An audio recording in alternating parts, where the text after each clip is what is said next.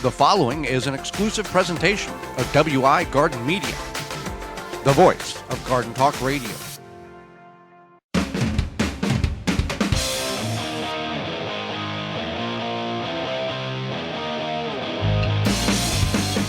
Coming up on the program today, we're going to discuss how you can best build your soil, as well as raised beds, containers, ground garden. Is there one better than the other? We'll discuss that. And our guest is author Joseph Lofthouse will be with us, and we'll answer your garden questions. The hour's full, so join us. You are listening to the most informationally packed hour of garden-focused radio in the country and on the internet with your host, husband and wife team Joey and Holly Baird.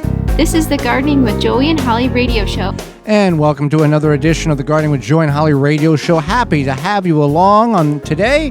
Listen to the program wherever you may doing that at. I am your host, Joey Baird. Beside me is my wife, co-host, best friend, and gardening partner, Holly Baird. This program is for you, about you, to help your garden grow better, to maintain your landscape, grow healthier trees, make your grass look greener, as well as preserving what you grow. Again, thank you for tuning in, whether you're listening to us on one of the 18 AM and FM frequencies broadcasting our program here in 2024, through a radio app, through our parent website, which is thewisconsinvegetablegardener.com, under the Season 8 tab at the top of the page, in-studio video replay or podcast replay. Thank you so much for being here. You want to be part of the program? Participation is welcome. You can do that by giving us a call, toll-free, coast-to-coast, at 1-800-927-SHOW. That's 1-800-927-7469. Or you can give us, send us an email, gardentalkradio@gmail.com. That's gardentalkradio@gmail.com. Send us your question over. Let us know where you're listening from, and we can go from there. Well, before we get in the program, Holly, it's time for this week's Joke of the Week.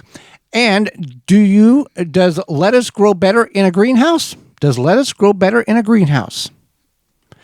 Remain to be seen. This week's garden joke is brought to you by Rescue.com. American-made Rescue produce products to keep your family home, yard, and protected from pests, insects like wasps, hornets, yellow jackets, flies, ants, and more. Learn more at Rescue.com. That's RESCUE.com. I think romaine is one of the luxury lettuces, isn't it? I guess. It's a good tasting lettuce. It's better than iceberg, I can tell you that right now. I don't know why you call it a luxury. Well, it's a high class. If you have iceberg or romaine, you're going to go romaine every time. Some people like iceberg. Don't hate on lettuce. All right. It's an equal opportunity vegetable. Green. Yeah. Well, let's jump into the program here and talk about building your soil, which is the key to any type of growth, whether ornamental or edible. And there is some things in which, not all soil is created equal, just like not all gardeners are created equal. There are certain calibers of soil that is good, bad, and horrible. So one thing you want to do is think about your soil, and also, give it a feel. What has that soil been through? Right. Well, what has that soil been through? But give it a feel. You can tell a lot by your soil just by feeling it.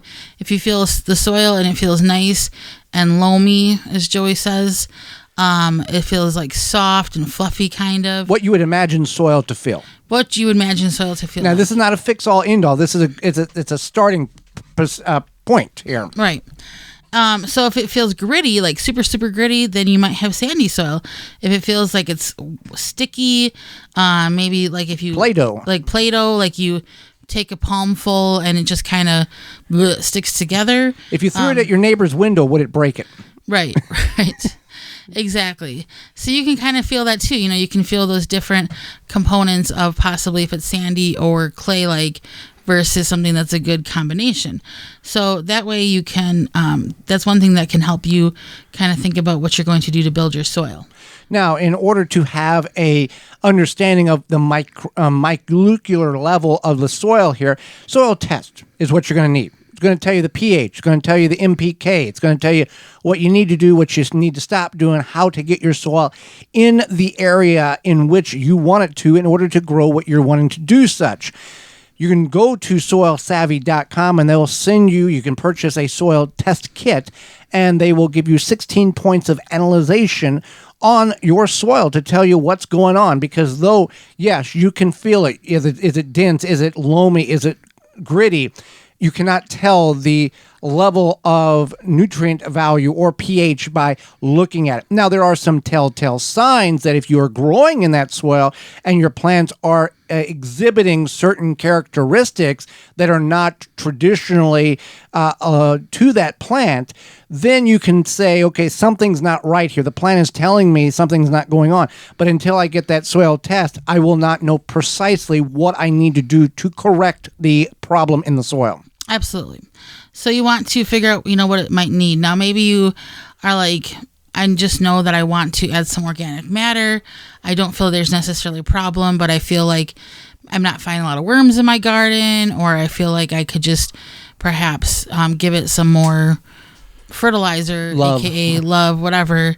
So you can feed your soil organic matter. So you can do things like shredded leaves, home composting, organic matter, peat moss, properly aged or dried animal manures, and then compost from maybe yard compost, things like that. So not just kitchen compost, but yard compost as well. You want to make sure whatever compost or organic material you're adding to your garden or your compost bin, you are not adding a material that has been treated or in some former life sprayed with a chemical in which will be persistent in through the composting process and back into your garden that may disrupt your broadleaf plants or strictly kill off anything that's trying to grow in it because of the high toxicity levels in that soil.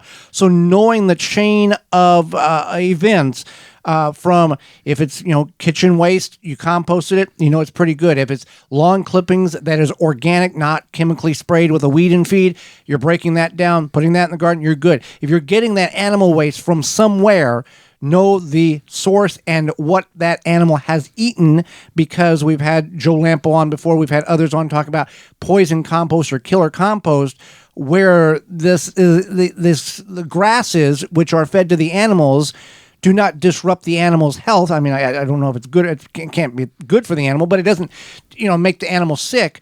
But coming out into the compost manure to compost, that chemical is still there and will decimate your garden. Absolutely. So you want to keep that in mind about what you're adding with your organic matter to your soil. So then you can, once you've had a soil test done, build up your soil or just added organic matter, etc. You want to protect your soil with mulching. So we talked about mulching a couple weeks ago. And so there's different mulches out there. We can cover them real quickly. One would be like straw.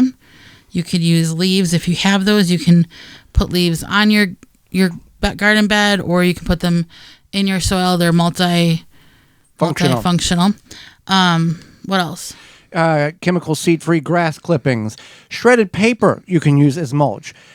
Weed barrier, though it's not organic, it can be a form of mulch because you're suppressing the weeds and in some instances holding moisture in the event that you have put your weed barrier over top of your irrigation system. And there's numerous. You can use wood chips if you're going to a perennial bed, a rose bed or asparagus bed or a rhubarb or something like that, where strawberries, where they're going to be there for a long period of time. So you have some type of foundation. And mulch cannot necessarily be used. It can be used in the garden, in the grow beds, but also can be used in the pathways too. Compaction, designated grow areas. And permanent walk spaces in your garden, whether you have a raised beds in your garden or you have ground garden that you have gridded off to where this is only where I walk and this is only where I grow, and compaction will not occur because I'm not walking in the areas where the plants are growing. Right. That's the big thing, is making sure that you are not further compacting. Stomping around. Yeah, so those are some great tips. Yeah, and there's a lot of things when it comes to soil. Soil is a living organism. It's not a device in which, in the gardening world, a device in which the plant just sets in a medium for the plant to grow in. It's feeding the plant. It is a home for the plant. It has many, many different elements of perfection and perfectness to it that it allows everything to occur in which we know that we can't see or not necessarily pay attention to. on the organic manner level. So with that being said, Holly, there's a lot to go into growing and building healthy soil. We've just touched a little bit of it. So with that being said, Holly, Walton's Inc. Incorporated has the stuff in which you need. Yeah, we were brought to you today by our sponsor, Walton's Inc. Listen, we know you care about where your food comes from. Canning and preserving your fruits and vegetables are great, but what about the meat? At Walton's, you can get all the equipment, seasoning, and supplies to make sausage, jerky, and any other meat product your way to your high standards. You want to make snack sticks that people will actually like? Walton's created meatjuststicks.com, an informational site to help you make the best finished product. Walton's even has a full line of their own meat grinders, mixers, sausage stuffers to help you go from animal to edible. Walton's everything but the meat. You can use code GROW50 to save 10% off your order of $50 or more, and that's at waltonsinc.com. When we return, raised beds, containers in the ground, is there one better than the other? We'll discuss that. You're tuned in to the Gardening with Joey and Holly radio show. Got a question for Joey and Holly? Send it via email anytime to gardentalkradio@gmail.com. Make watering easy. DripWorks provides quality drip irrigation supplies and equipment to gardeners just like you for all your growing needs across the U.S. and Canada. Purchase online at dripworks.com. Wind River chimes will always be the inspiring harmony. With a large selection and customization options, you will find the sound that soothes you. Visit windriverchimes.com to shop and find out more. Mantis tillers, the premium long-lasting gas-powered tillers, are the perfect solution for any garden. This Mantis machine is available with 2 or 4 cycle engines with a 19-inch or 16-inch tilling width. Your DIY companion in your garden and your lawn converts easily for edging, aerating, and more with optional attachments. Find details at mantis.com. Make hand watering easy and enjoyable with HoseLink retractable hose reels. No more tripping over hoses, kinks, tangles, and avoiding rolling the hose up. With an automatic retractable HoseLink saves you time and effort manually coiling up your hose, leaving your focus on the things that will bring you joy in your garden. Available in multiple colors and lengths, you'll be sure to find the retractable hose that works for you. To find out more and to buy online via hoselink.com, use coupon code RADIO10 for $10 discount, valid starting April 1st through May 31st. Soil Diva Liquid Microbe Stimulant Spray improves the health of your plants you work hard to grow, stimulates the natural enzymes, and increases beneficial soil bacteria. Go to soildiva.net. Soildiva.net. Water supply tanks provide BPA-free, long-term safe storage for drinking water from 35 to 1,500-gallon tanks. Water supply tanks has you covered. From preparing for unexpected needs, off-grid property, easy gardening access, and more. For questions and to order, visit watersupplytanks.com and use coupon code GARDENING10 to save 10% off your order. Rootmaker starts your plants off right and keeps them going through harvest. From their seed starting trays with an innovative design that air prunes the roots to their large variety of grow bags, 1 to 60 gallons. Their products will provide you the harvest you've never seen before. Visit rootmaker.com. Use coupon code ROOT24 to save 15% off your order at rootmaker.com. That coupon code is ROOT24 to save 15% off your order at rootmaker.com. Your mosquito frustrations are over. Now with Mega Catch, suitable for residential and commercial use. Mega Catch mosquito traps produce a vast array of mosquito-attracted stimuli, including safe CO2, and can attract mosquitoes and other biting insects up to 150 feet away. Easy to use and set up.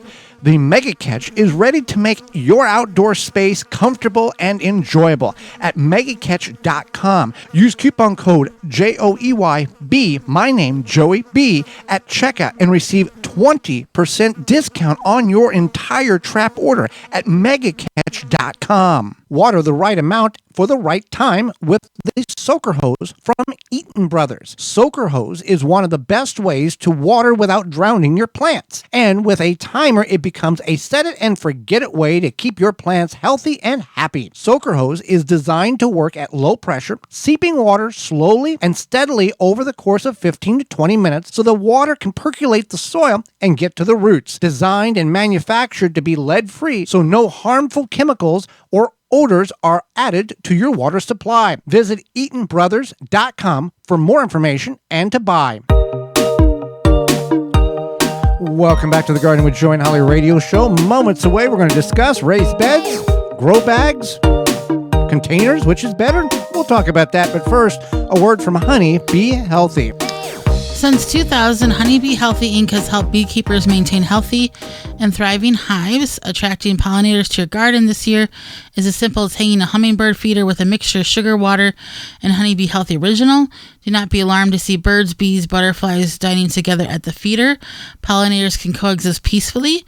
Honey Bee Healthy is offering a 10% discount on an 8-ounce bottle of Honey Bee Healthy Original to the show's listeners. Enter discount code BEGARDEN, that's BE Garden at checkout. For more information, mixing instructions, and to purchase product, visit honeybeehealthy.com.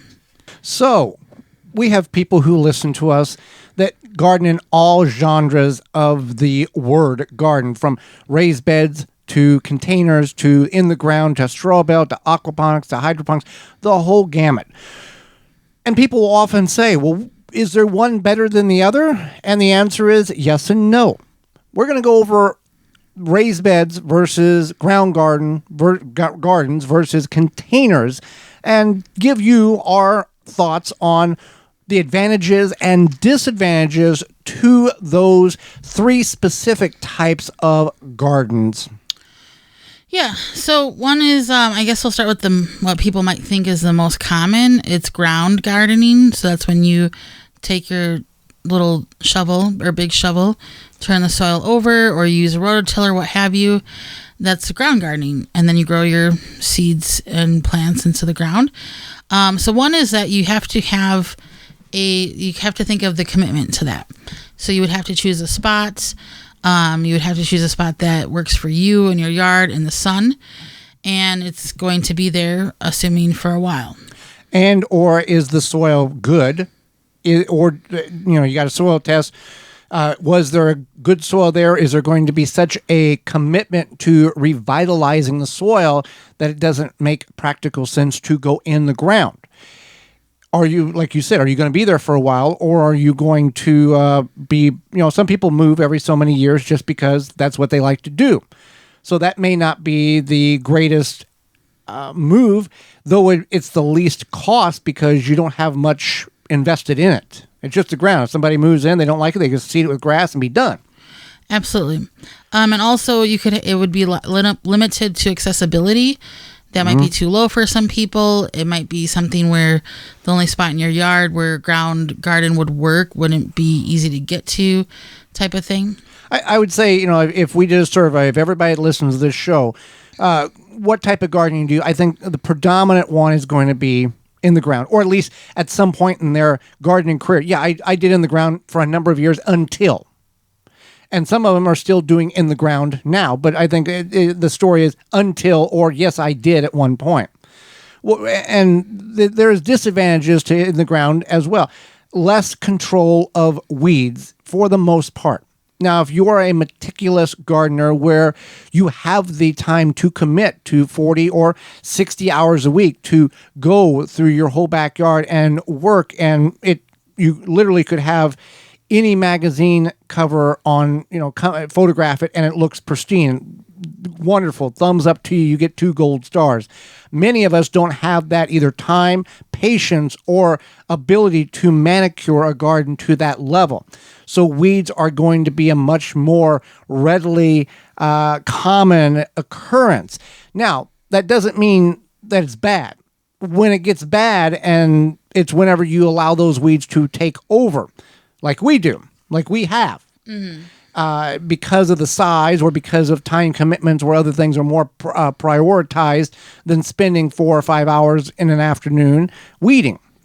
Right. And we're not bad people. You're not bad people if you have a weedy garden. We're not getting to that.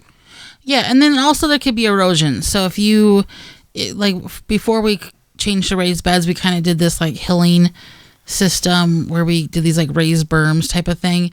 And it gave us a nice loamy, loose soil, but then also when it rained, it could erode away, wind, etc. So that could be a problem too if you don't want to deal with some of that erosion. But raised beds, great way to get into gardening. You can go 4x4. You can go 2 foot wide by 6 foot long. You can do the whole backyard. It's, the yard or the backyard or the front yard is your canvas. You can create it however you want at almost no expense. Just some check box. You just got to check some boxes off and then make a move and start running towards the finish line. Right. So then we have raised bed. So this is less of a commitment. Still could be a commitment because you are bringing in soil and you're building a raised bed. But if you just build a frame, you could possibly remove that if you were to move. But you still have to make a decision of where you're going to put it. With all of these, sunlight, adequate sunlight, most sunlight in the day is where these beds need to be located. With raised beds, out of the three, I think it's the most expensive because most people will think a raised bed has got to be 2x12 pressure treated lumber, fill in the blank, the number of the 4 foot wide by 8, 12, 16, 20 feet long. They don't have to be 2x12 or 2x8 or 2x10. We've seen many beautiful gardens in which they were near a wooded area and they were able to harvest trees from the forest or the woods that are 8 or 10 inches in diameter, and they created a perimeter and then filled that internal spot with compost and created a raised bed that way. Right. And that's definitely an option. You can get very creative with raised beds. You can get portable raised beds or pop-up raised beds, whatever you want to call them. You can get raised beds that you either build yourself or purchase that are off the ground for accessibility. Elevated. Yeah, elevated for accessibility. There's going to be less weeds, and you can pretty much place them anywhere as long as you have the space and the sunlight. Right. And with, you got the beds, you're going to have to spend money on that. You're going to have to invest money on that. The soil, you're going to have to invest money on that.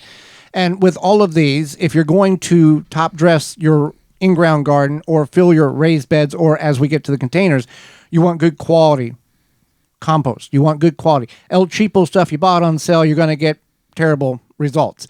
Milwaukee area Blue Ribbon Organics is a good source. Other places in the country, call your local independent garden center or go on your local Facebook garden group and say, hey, where's a good place to get good quality bulk soil? Not necessarily the city pile that's free is the best way to go because you don't know what everybody's thrown in that, and now it's broke down, and like we talked about in the first segment, there can be a multitude of any type of chemicals or diseased plants that have broke down, and it may have not got hot enough, and those spores are still active in that pile, and you're going to bring it home and think you've done a good thing, and it just causes all kinds of problems for your garden. Right. That's something to keep in mind as well, especially when we talk about container gardening. So because you still have to put some sort of soil in your containers for container gardening, it is definitely very much less of a commitment, and it can be beneficial in many ways, whether it be where you're like, I want to have XYZ growing right out my kitchen door so I can harvest them. Kitchen garden. That's what the Europeans call it. Yeah. So I can harvest that, every day, whether it be fresh lettuce, green beans, whatever. But then you also have to keep in mind of where the light is. Rootmaker.com has pop-up raised beds. They have grow bags, 1 to 60 gallons. You can use coupon code ROOT, ROOT24 to save 15% on your order at checkout. All coupon codes you hear during the show can be found at our parent website, the WisconsinVegetableGardener.com. Under the Money tab at the top of the page, they're all listed for you, so you have access to them. And containers it doesn't have to be a terracotta pot or a grow bag. You can use half of a whiskey barrel. I've seen containers, a morph between a container and a raised bed, those 55-gallon blue drums cut in half and on stilts, or actually setting on the ground. You want to make sure they're food grade, and if you feel growing in plastic is fine, have at it. Some people do not like that type of situation, but it can be anything. It can be a box that you make with some, 2x4s or anything you can think of. That's what a container can be. Right. I mean, you can even do containers easily in your home that you would bring in, or vice versa. Hanging baskets. Yeah, hanging baskets. There's a lot of options in containers. I love container gardening. I think it's very smart and fun, and I think it's a way to incorporate vegetables and or other plants in your life without a huge commitment. Now, with a container, what can you plant in a container? It's based on how big the container is. 3-gallon grow bag, you can get 1 pepper. 5 or 7 or 10-gallon grow bag, you can get a couple of potatoes. You can get a tomato in there. A 1-gallon grow bag, you can grow some leaf lettuce. So it's really up to you, and you don't want to overcrowd things. Now, out of these 3, the containers are going to be your most difficult to keep hydrated because of the limited amount of soil. A device that has less soil dries out quicker. So ground's going to dry out slower than a raised bed, and raised bed's going to dry out slower than a 5-gallon or 10-gallon or even 20-gallon grow bag or terracotta pot or a half of a whiskey barrel. So hydration, dripworks.com, Eaton Brothers with a soaker hose. There's a lot of options in order to hydrate. And with all of these, we talk about it all the time, you can utilize mulch in your containers, in your raised beds, on the ground. Now, Holly, out of all 3 of these that we've talked about, and there's like a dozen more that we could, which one would you say a beginner, if they've never gardened before, should go with? And 2, if you were a beginner, knowing what you know now, what would you go with?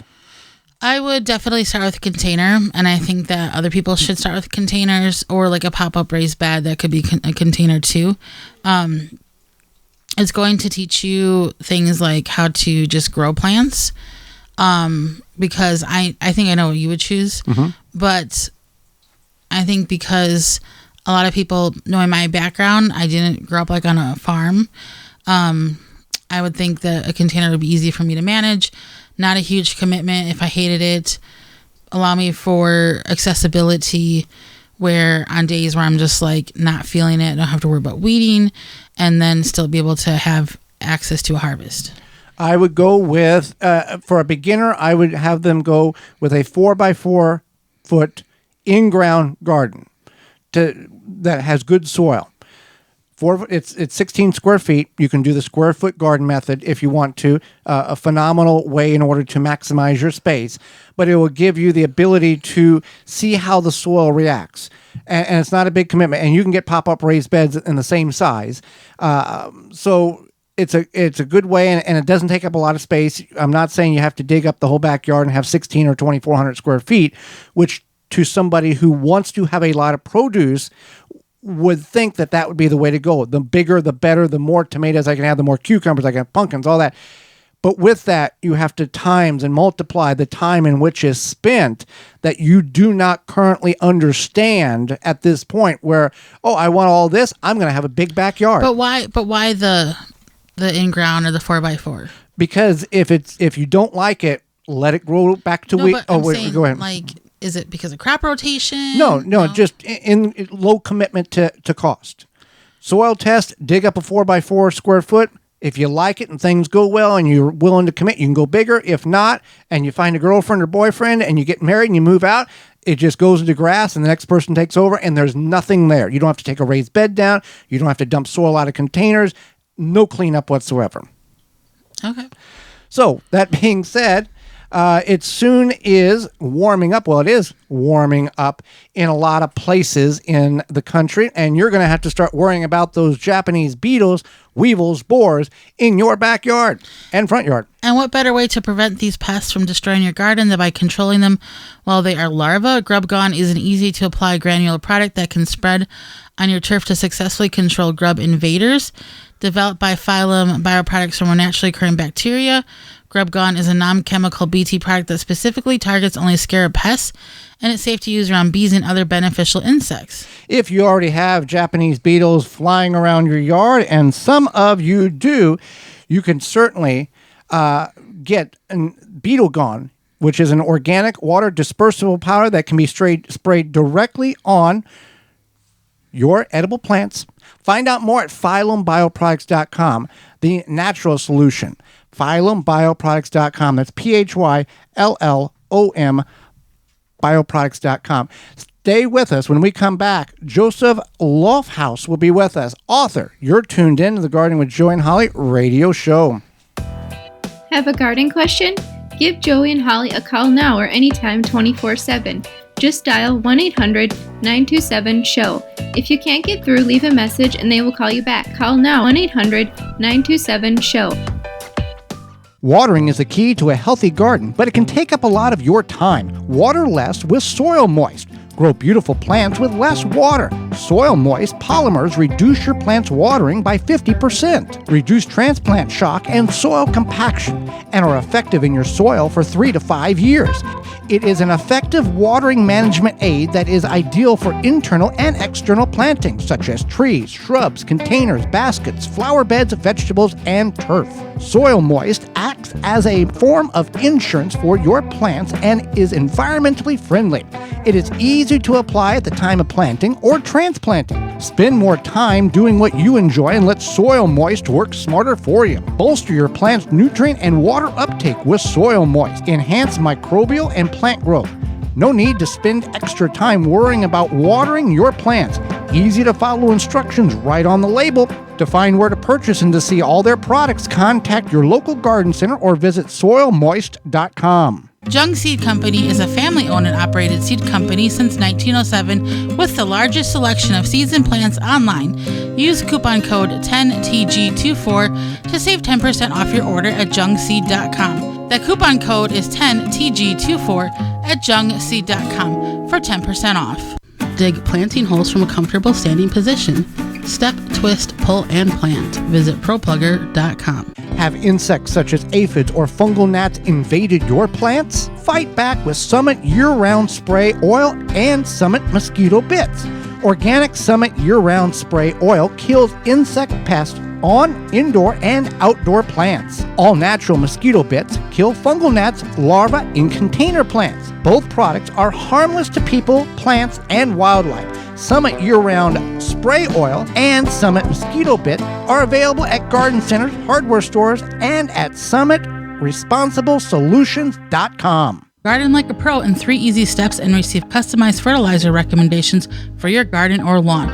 Soil Savvy helps you determine what nutrients your plants need to thrive. Never again over-apply nutrients they don't need. A patented process that makes you a smart gardener. To get your soil test kit, go to mysoilsavvy.com. If you could double the life of your raised bed boxes by sealing the wood with a clear non-toxic wood preservative, would you? Well, now you can with a clear, penetrating product called Internal Wood Stabilizer. It's 100% non-toxic and easy to apply. Seal your untreated wood surfaces, even chicken coops, by spraying on Internal Wood Stabilizer.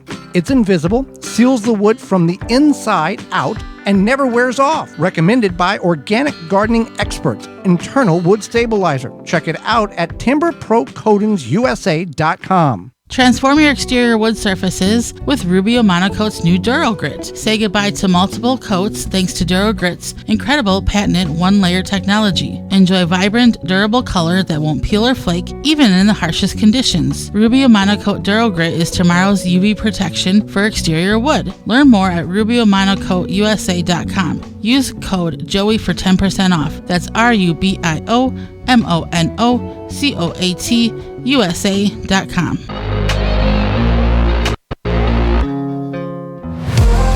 Welcome back to the Garden with Joe and Holly radio show. Happy to have you along. Holly, let's go to the hotline and bring in our guest for this week. Joseph Lofthouse adopted the principles adaptation agriculture in response to the harsh growing conditions in high-altitude, short-season desert gardens. Instead of relying on expensive poisons, labor, and material to coddle the plants, he encourages genetic diversity, cross-pollination, and survival of the fittest, allowing the plants to adapt themselves to the current and ever-changing ecosystem, thus simplifying farming and seed saving. Better adapted varieties taste better. Joseph authored Landrace Gardening, Food Security Through Biodiversity and Promiscuous Population. Welcome to the program, Joseph. Thank you, Holly. Well, Joseph, I want to thank you for taking time not only to educate Holly and myself, but all of our listeners. And I want to start with this. Many people do not understand what genetic diversity is, and some people may think that is a bad thing. Can you explain what that means, what that term means? Sure. I might explain it as genetic diversity represents a crop's ability to change with the ecosystem. So if a new bug comes along or a new disease, if the population has genetic diversity, then it can figure out how to deal with that new problem that it's experiencing. So, And go ahead. so like modern crops are highly inbred, and we talk about the heirlooms, and they were a great variety like 50 years ago on a farm in Ohio. But then when they come out to my place and there's totally different conditions, they don't grow for me. And they've been inbred for 50 years. And so they've forgotten all of that, what they knew about dealing with the bugs over there in the soil. And so it's really difficult. And then the hybrids, if you take two of those heirlooms and cross them together, you get a hybrid. And when they came to my place, again, they didn't have what they needed because the hybrids were bred with the idea of we're going to use poisons and coddle the plants. And that's not something I want to do in my garden. Absolutely. So can you explain to us what landrace gardening is? Yeah, so landrace gardening advocates a return to traditional seed keeping practices and to minimizing labor and materials so that the plants can become locally adapted. And when they're locally adapted, then they can really thrive with less inputs, and it just makes my life easier as a farmer. So when we talk about, and I'm going to go back to genetic diversity, when we talk about that in the grand scheme of it, so if the plants are genetically diversified and you save them, does that mean that you can basically give them away, sell them, whatever, to pretty much any gardener, and they are going to be much stronger in a different geographical area than what you were speaking about, the hybrids or the heirlooms? Yeah, so what happens, for example, is if I have crops that are adapted to the local ecosystem, to my high altitude, to the desert, to the low humidity, to the sunlight that's all day long, every day, they do a lot better for my community than the seeds that come from China or that come from Oregon, which is damp and overcast where they've been growing the seed. And so if we can be growing local seeds that also have genetic diversity, then they can really figure out for themselves how to solve those problems that we were trying to solve with labor and materials and poisons or whatever it was we were trying to use to coddle them. And genetic diversity has been going on in nature since the beginning of time. Yes, but about 60 years ago, the seed industry decided that they were going to start inbreeding plants. And so basically, every time you cross a plant to itself, you end up losing half of the remaining genetic diversity in that plant or in that population. And so pretty soon you get plants that forget how to grow because they're so inbred. That's very interesting. So can you tell us more about your book, Landrace Gardening, Food Security Through Biodiversity and Promiscuous Population? Perhaps just a little quick synopsis and whatever would encourage our readers to pick up a copy. Yeah, so one of the major things that my book does is it advocates dropping all of those rules that interfere with the person's ability to save seeds. And so it really gives a lot of comfort to people that they can let the seeds grow more in a natural system and they're going to thrive. The book covers like corn, beans, squash, tomatoes, grains, animals, and gives cooking tips and seed saving tips. It represents, decades of my life. And the other thing it advocates is having joy in the garden, singing and dancing and just enjoying ourselves rather than getting so caught up in being burdened with all the rules that other people want to put on us about how we should garden. And I would absolutely agree. There is, I think a lot of people decide that they want to garden, and it has to be, the It prettiest. has to meet a certain criteria for them to be. And they lose sight of the reason why they started in the first place was to have an enjoyable hobby, and all of a sudden now they're stressing out because one weed is growing or something, and it's the neighbor's planting before I am. I've got to plant now. Yeah, and it becomes keeping up with the Joneses versus really observing and enjoying nature. And now you're like angry at some squirrel when that was the squirrel's home in the first place. And yeah, right. Soil erosion can be a big problem on large agricultural farms, but also in backyards, and people may not be aware of the type of erosion issues that they may see in their own backyard garden.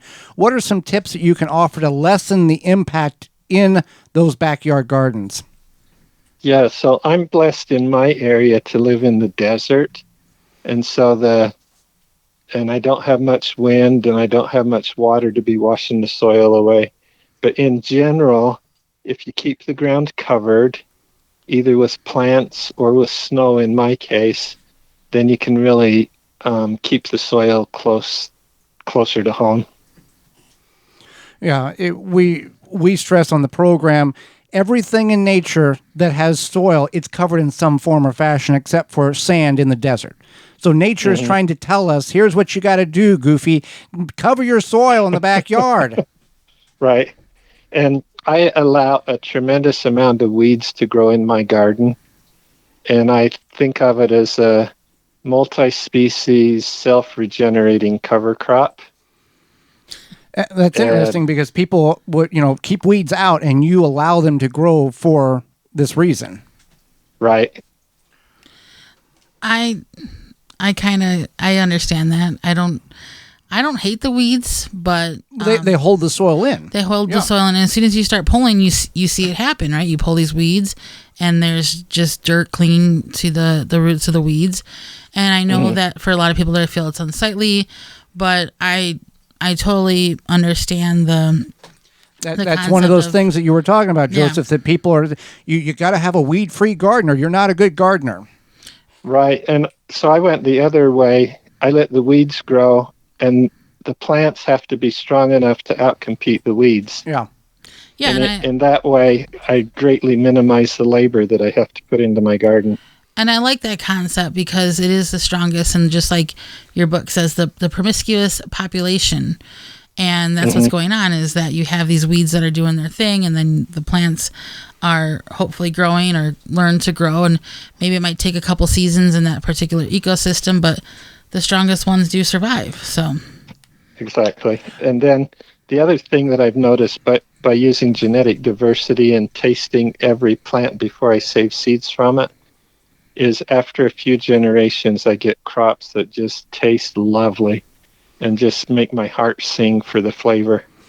Yeah, that's something we've lost in the varieties we have now. Mm-hmm.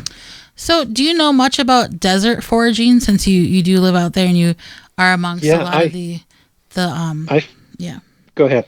Oh, no, I was just going to ask, because we've talked to foragers, but they're usually more like in the Midwest or the Northeast. And I know this is a totally different climate than that. So if you want to talk about that at all. Yeah, so I eat a lot of foraged vegetables and mushrooms because if I go foraging first thing in the spring or when the fall rains are coming, that's good times to forage. I don't do much foraging during the hottest part of the summer because the plants are kind of tough then.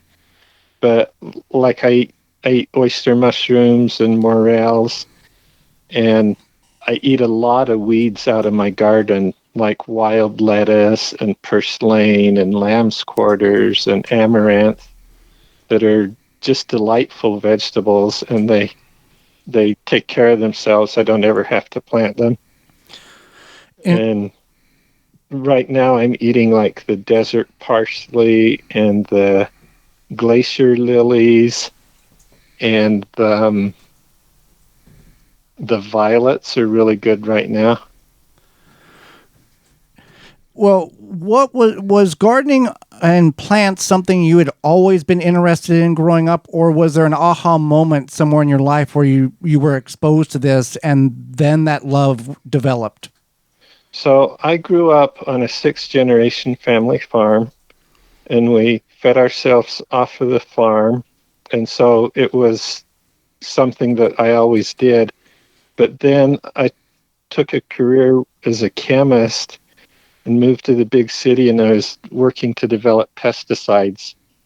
And they were just nasty, evil things. And I had a mental health breakdown over it and decided to return to farming about 20 years ago or something. And because that was the farthest thing away from that other life that I could imagine. And I'm much happier being a farmer than I was being a chemist. Certainly being outdoors is one, and not being affected by the chemicals is another aspect of the joy that you're experiencing. Right. And I have to commend you. Not many people talk about their mental health, and it's becoming more common these days. But a lot of people would have, just powered through or stuck it out, or even been ashamed to say anything. Yeah, ashamed to say anything. And I know I had to leave a tough job for my mental health once, and I was shamed because of it. And I'm glad I left it. It actually led me to meet Joey. But yeah, I know it's difficult and it's good. So I commend you for that.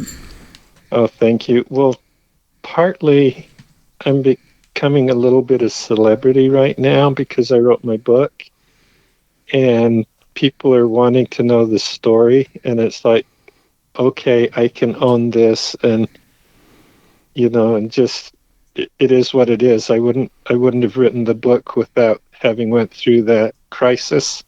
Right. Well, speaking of that book, how can people find the book, find you online, and connect with you? So the book is widely available, like including Amazon, Barnes & Nobles, Lulu. And you can contact me or get my book or subscribe to my newsletter at lofthouse.com, LOFTHOUSE.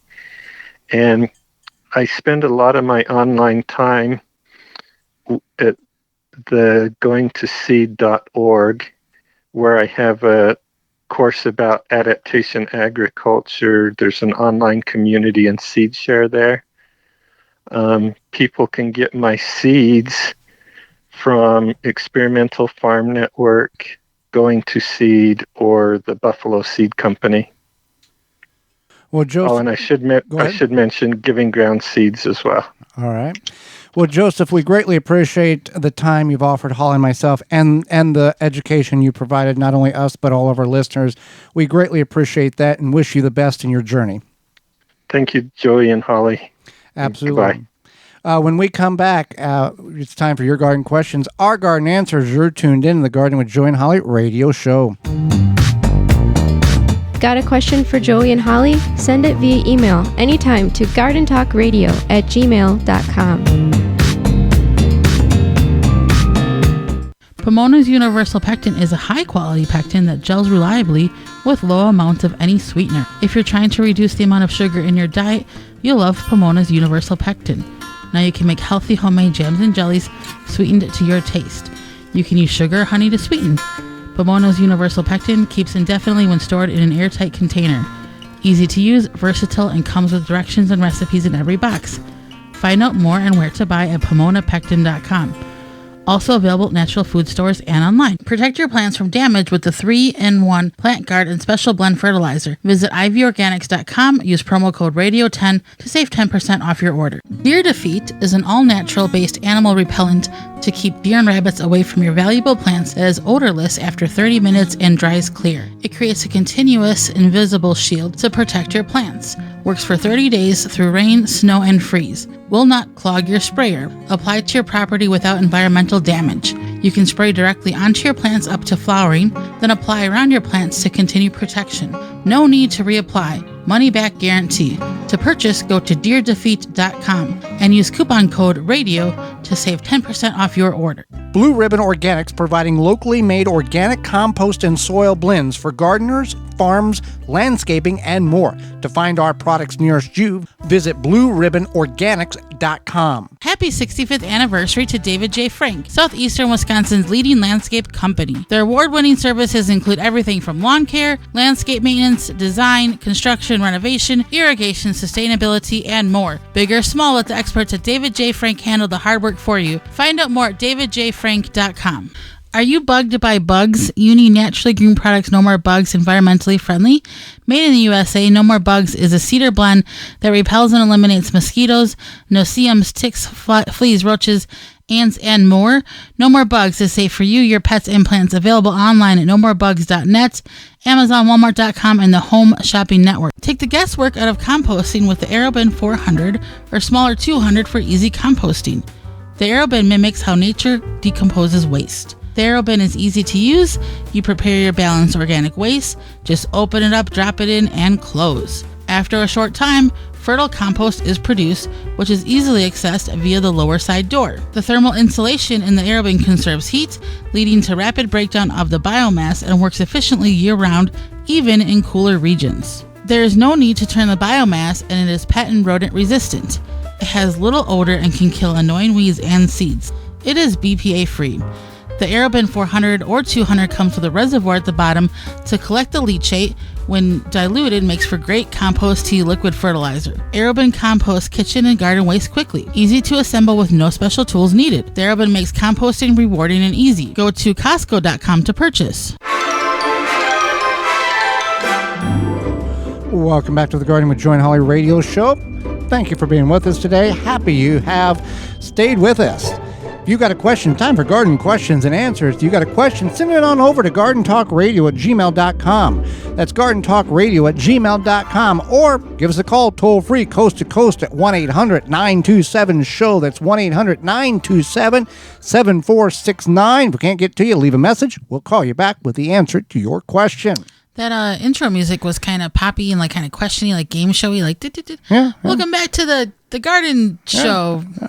Guess the showcase showdown. Yeah, I keep you jumping with the intros. Is there. that what it is? Yeah. What poppy thing can I find today? All right, we got a number of questions come in. We'll see how many we get through to the top of the hour. So this one came in from my boss. Uh-huh. My boss, he grew a garden for a while, and then he moved and was building a house and doing all this stuff, and then he's got gardening questions again, and I'm not mad about it. So he wants to know, he wants to plant some seeds this weekend, but then there's rain in the forecast, and he wanted to know, should I plant the seeds right before it rains? Is that good for them? Is that bad for them? What's going on? Well, you're not a farmer. What I mean by that is, if the rain's coming, you want to make that planter go. Muck it in. You want to get that planter across the field a lot quicker, because if you're planting soybeans or corn, you want it to, because the reason I say that, in big ag, there's a long period that you can't get in the field if it's rained in order to get your implement down the field in order to plant. Otherwise, you're just going to destroy the whole, rut it up and get stuck. In the backyard garden or front yard garden, raised bed gardening, you can plant before a rain. However, it depends on what type of rain you're going to get. Is it going to be an all-day drizzle? Plant. Are they calling for thunderstorms or potential downpours? Hold off and wait, because if it's just a drizzle, you can plant your seeds, and it's going to pitter paddle of rain on the seed, the soil, and the seeds will get hydrated, and everybody will be happy.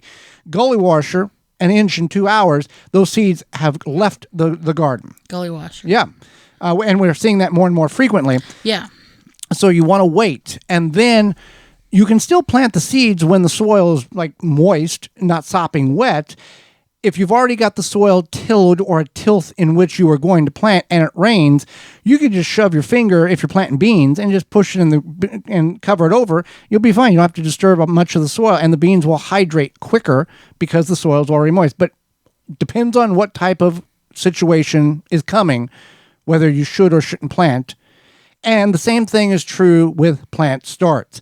If it's going to be an all-day drizzle and you've hardened your plants off and everything's good, put them in the ground. But if it's going to be one of those traditional, downpours and they're calling for strong winds, you want to wait. until your plant, get the plant in on a nice day, let the plant get established. And then throughout the season, you're going to have those, but the plant is, already in the ground and kind of rooted in and happier. Yeah. So here's our next. Oh, Yeah, with these, with these garden questions, it's not a hard, fast yes or no. Right. A lot of things take a little bit explanation because it's a very variable and changing. Well, the reason he asked is because we had taught him, because he likes to grow carrots.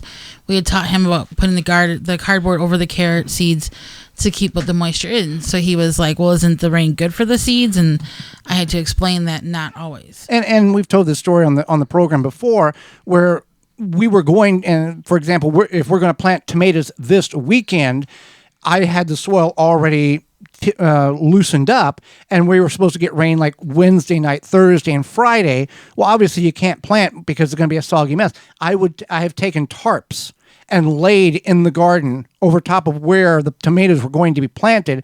So Saturday I could come in and gently pull the tarps off and plant the tomatoes in dry soil so progress could be accomplished on the time in which we had available, and we didn't have to wait multiple days or weeks in order to get back in the garden and plant those tomatoes. So that is based on the size of your garden. If you got containers or raised beds or something like that, you can cover it in order to get to the point where you now have time to plant, and it has already rained, but that area is dry because you had it covered. Absolutely. So here's another question. I have several oversized zucchini, and I thought they would be woody to try to eat. Is that the case or not? What should I do with them? Last year, she says. Oh, last year. Yeah. Okay. That makes sense now. I'm like, is this a question from down under? Well, no, there people growing zucchini in the South right now. Oh, that's true. South in California. True. So Yeah. we have podcast listeners in all 50 states. So yes, if a zucchini plant, if you let that zucchini, I'll pick it tomorrow, and then you forget, and then it's 18 inches long and 7 inches in diameter, it can be very dense and tough to consume because the seeds are much larger and the fibers are much more predominant there. But there is some things in which you can do with an oversized zucchini. You can make zucchini bread. You can actually take the zucchini and split it down the center and remove the seeds, and then a lady at a farm stand taught us this one. You peel it, take the seeds out, and cube it up in decent sized chunks. You peel it. Peel it. Yeah. Remove the skin. Sounds like you said pill it. No, peel it. You peel it. Yeah. And then make an apple pie. Do everything to the apple pie except for add the apples. Substitute apples with the zucchini, and nobody will be any the wiser. So that's something you can do. And you can also make zucchini relish. You can also make pickled zucchini, probably not with something of that magnitude.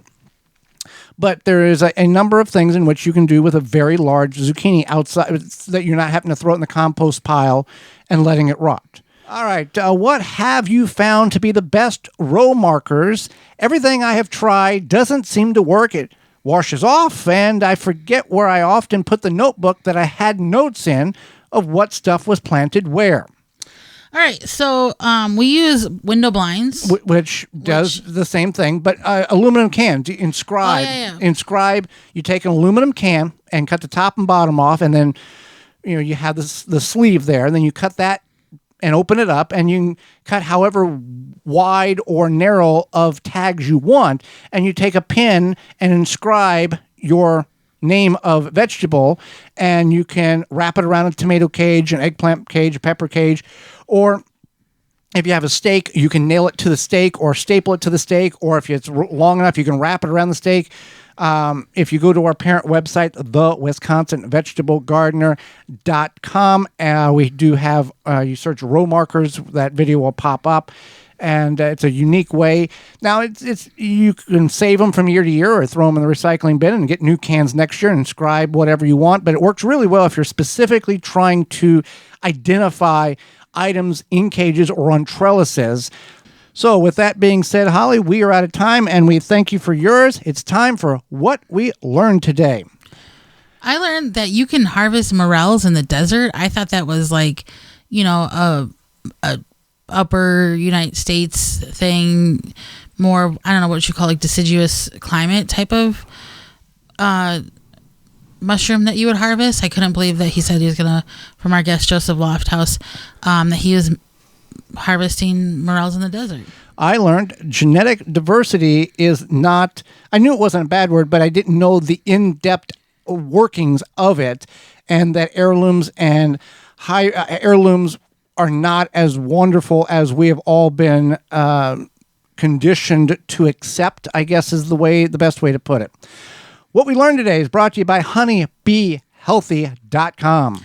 Whether you're a gardener, a bee hobbyist, or a professional beekeeper, Honey Bee Healthy Inc. has the products to help you maintain a healthy hive and thriving garden. For more information on how to use Honey Bee Healthy in your garden, visit honeybeehealthy.com.